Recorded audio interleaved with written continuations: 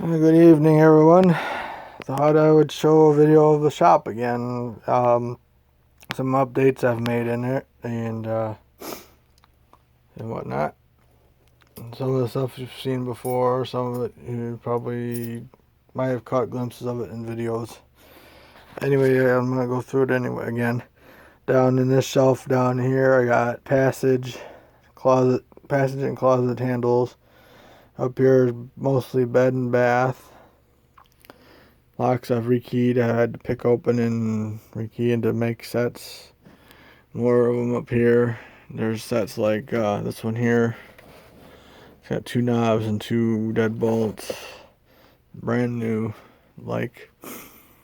and sets there. And this is a little storage area of old toolboxes I've used over the years and stuff. More stuff set out for that I've done. Some automotive stuff and wood screen door kit, and I believe this is a regular screen door kit.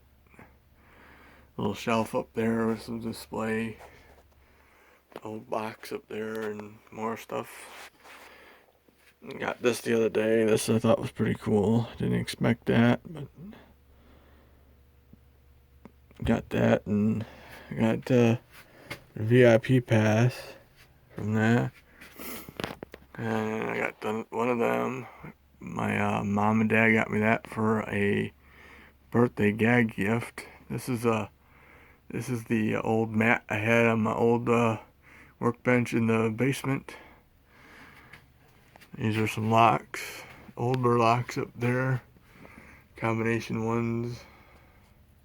Some more locks over here, and then there's some down here. Manuals for repair stuff. Lock picker shelf, of course. I put the 3 key fobs I kept out of the ones I'm trying to get rid of. Up there, I got the Ford, I got a GMC there, and I got a Chevy there, and then the locks, of course, that I've put up there. Got Master Lock, American, Corbin's, Yales, and some other ones in there. Even hanging on the back. WB's in there. And then there's the Mindy collection, and I'll be getting more next week, so I'll be showing a video of those. But I'm calling it the Mindy Bunch. I should have called it the Mindy Project. These are all skeleton keys, different ones. Some skeleton key blanks down in one of these drawers. Right here is one. Here's one. A little shelf. My overflow KW1 key blanks. I got a bunch of these, but I use a lot of them. Key rings, I mean, and some files. So cable for that. Keep a few boxes back here from locks that I've gotten. School books and stuff there. Boxes from the Mindy locks. Packages, I should say, from the Mindy locks I got so far. That'll probably be full after next week.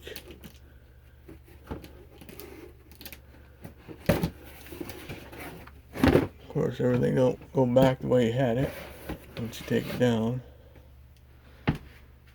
Key blanks up here. I got more down here. This is the Master Lock and Yale keys, Corbin and American, and some other ones.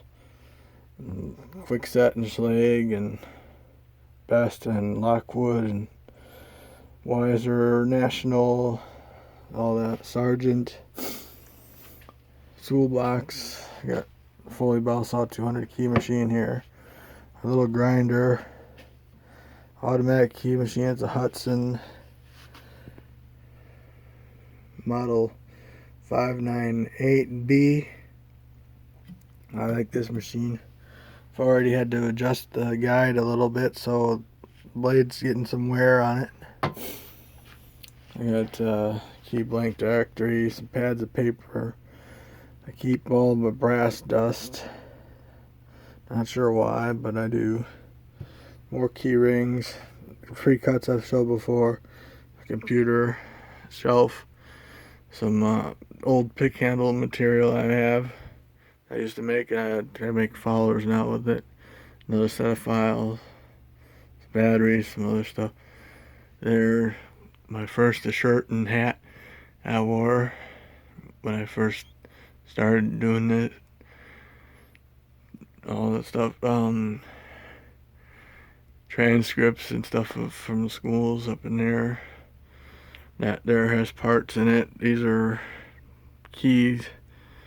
That one there is screws, and I think the other, and this one here has wiper insert cut pieces that I can't use for different things. This one here I believe has old steel keys in it. Another shelf, some cases where I keep my pick cases, old pick cases. This is where I put the pins that I take out of locks. So I reuse those, a lot of them. And then I got the pre-cut keys. This is my big pin kit. This is a high security set. This is spools and serrated, and this is a American and Master Lock one. And then here's some more spools and some more spools. The very smaller ones, but they fit in regular locks. Like quick set and that. They're very small. Smaller than some spools. More pre-cut keys. This little catch-all drawer, mostly for screws for handles.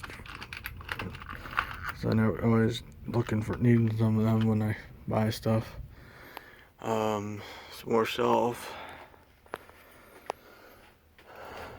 This is some cylinders and plugs. This is more stuff here. Some cylinders and that. Picks I use. These are my pick kits I keep out here. I got what's in this thing? I can't remember. I can't remember offhand right now what this is. Oh, this is for older handles, you know, like the spindles for the old ones and new quick sets and stuff. Got a box to fill in the next 2 weeks, and I got stickers, paper for writing down stuff, more stickers and paper. I forget what I keep. This is paper pads and overflow stickers for pricing and stuff. I got my big pocket knife here. Keep some tools hanging there, pliers, needle nose, a little flashlight, dusters, and screwdrivers are up here, tape measure, ink pen, another screwdriver. And this here is also a screwdriver like that one, only smaller. Anyway, I picked up a load of boxes today at the post office after sending some stuff out. Sent out the Olympics locks to the steel pinnings, and got more boxes that have been used and I'm gonna reuse. And I got my filing cabinet, straightened it up. There's deadbolt parts and screen door parts, of course, in there, and some other stuff. But I separated everything. This is screen door stuff. This is deadbolt parts here. Got screen door locks and stuff in here.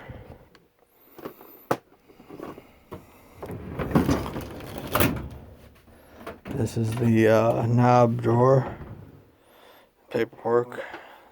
So I keep the inside and the outside of the knobs for replacing if necessary when I'm doing work, when I key and stuff. What I don't like is this, and I don't know if I have one in the bucket or not. I got other parts in here. These things here for older runs, and then I got bigger parts down here for full knobs and stuff. This is a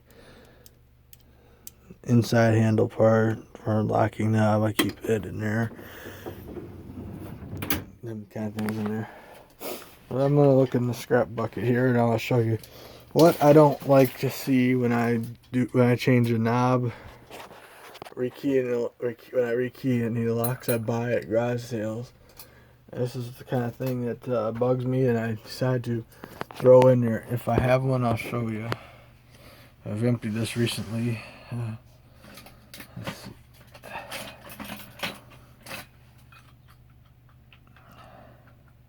Well, this is not exactly one of them, but that's here a good example of what I look. Oh, I got one here.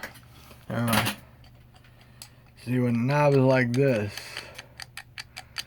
I do not use, because when you look at it at this in here, if you look at it in here, this your metal thing here that holds it in. Either wears the material of this down, or wears that metal clip around there down. And that's what makes it do that. And eventually, after a while, if it gets to that point and you open it, it could just pop right off. So I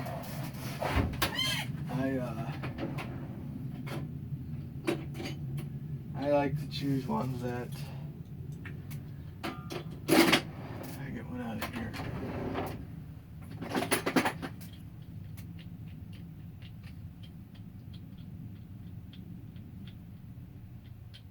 There should go in there.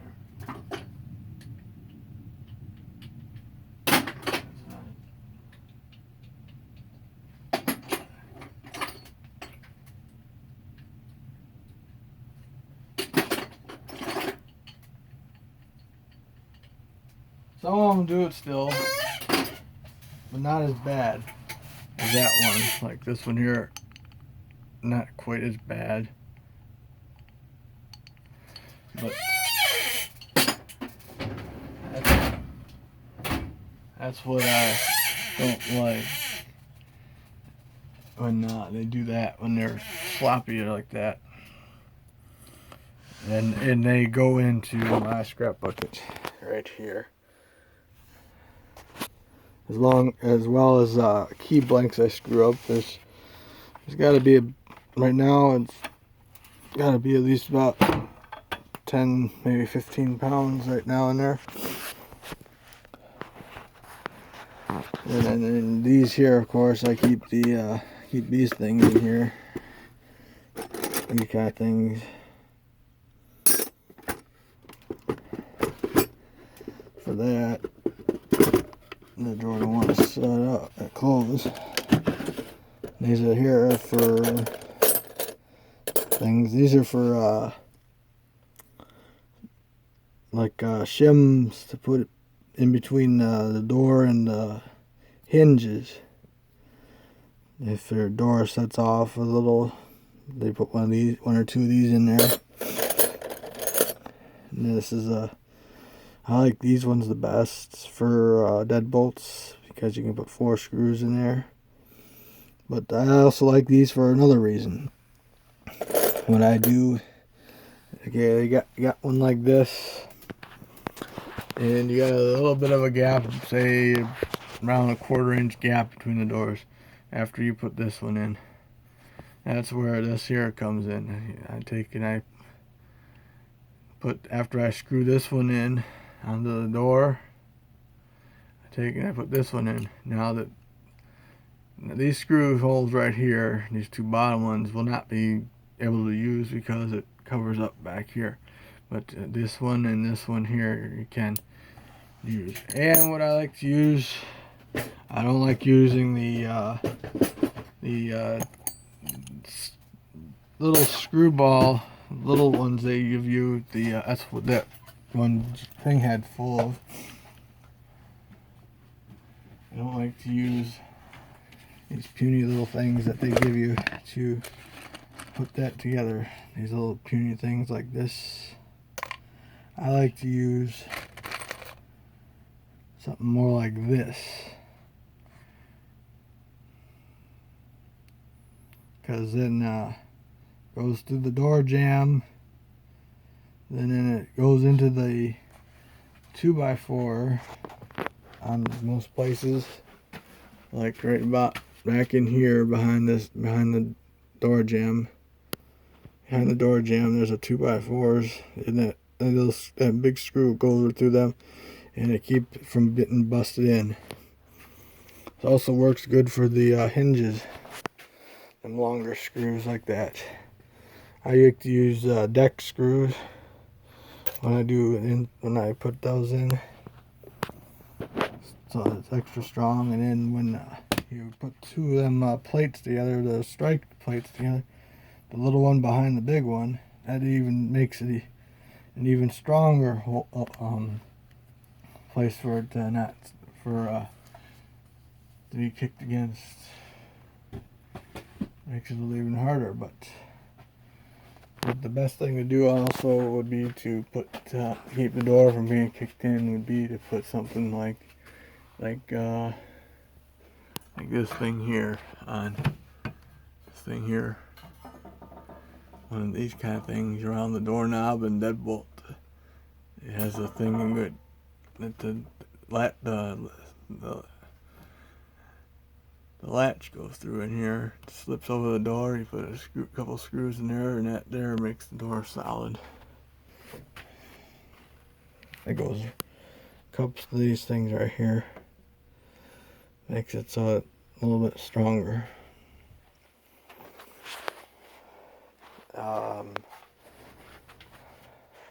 When I do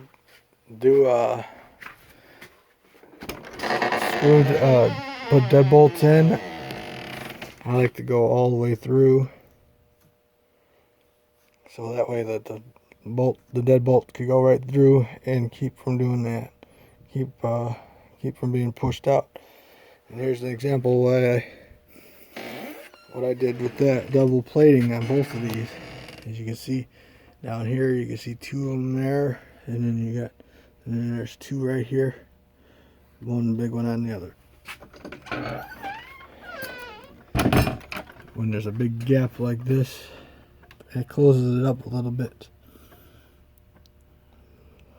It makes it so that the latch is have something to grab onto.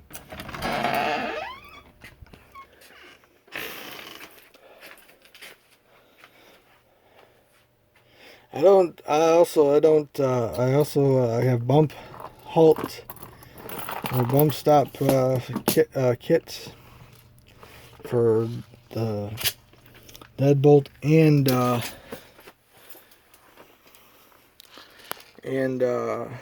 knobs and handles.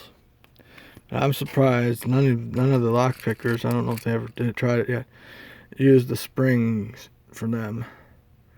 They are super strong springs. And how these work is like this. I can get in the pin.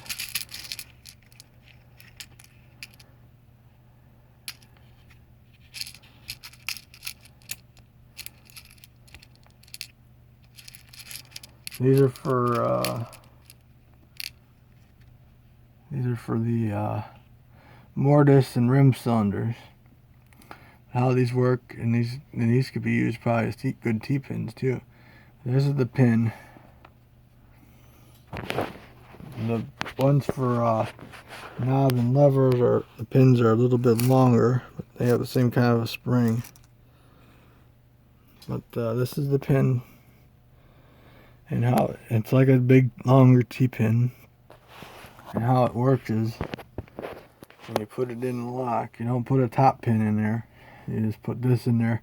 You slide this here T-pin part right through the spring, and then that's the thing. But you gotta put it in like the last or second to last chamber in the top of the Bible, and it has to have a, I believe it was a low cut or a high cut. I think it was a high cut pin in it for it to work effectively. I think, and right there keeps the bump key from working. I've only used it a couple times in a couple locks. I got one in each of the locks on my door there. That's why the key is a little sticky trying to get when it goes in. Or it used to be. It used to be kind of had to force it in. I'm going to be going in the house now, but I'll show you.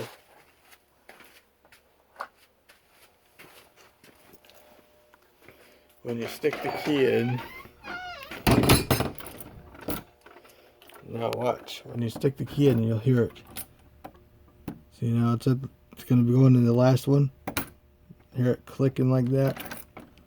That means that's the pump stop key. This one here, I don't think I put one in here actually, the way it feels. Let me double check here. Might be one in there. No, I didn't put one in there. I thought I did.